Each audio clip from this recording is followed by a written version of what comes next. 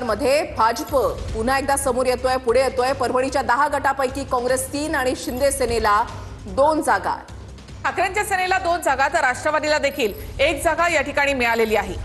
तर परभणीमधले कल पाहतोय आपण। 10 गटांपैकी काँग्रेस 3, शिंदेच्या सेनेला 2 जागा, ठाकरेंच्या सेनेला 2 जागा आणि राष्ट्रवादीला 1 जागा इथे मिळालेली आहे।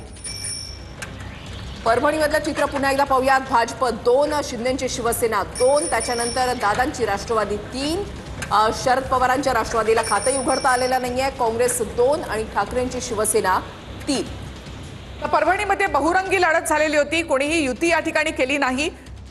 ठाकरेंच्या सेनेला देखील या ठिकाणी 2 जागा मिळाल्यात। पालकमंत्री मेघना बोर्डीकर यांच्यापासून संजय जाधव म्हणजे बंडू जाधव, रत्नाकर गुट्टे, राजेश विटेकर, बाबाजानी दुराणी, सुरेश वरपुडकर या सगळ्यांचीच प्रतिष्ठा या ठिकाणी पणाला लागली होती। परभणी म्हटलं की वरपुडकर पॅटर्न देखील समोर आलेला होता आणि वरपुडकर यांचे 5 पैकी 4 उमेदवार जे आहेत ते पिछाडीवर आहेत। एकच उमेदवार फक्त या ठिकाणी आघाडीवर होता।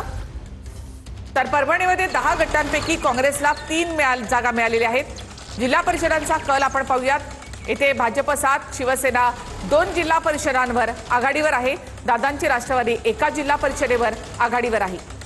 त्याच्यानंतर शरद पवारांच्या राष्ट्रवादीला खातही अजून उघडता आलेलं नाहीये। इकडे काँग्रेस 2 जागांवर या ठिकाणी आघाडीवर आहे आणि ठाकरेंच्या शिवसेनेला खातही उघडता आलेलं नाहीये। तर जिल्हा परिषदांमध्ये पुन्हा एकदा भाजपचाच डंका पाहायला मिळतो। सातारा औंध गटातून मंत्री गोरेंच्या भावजय आता पिछाडी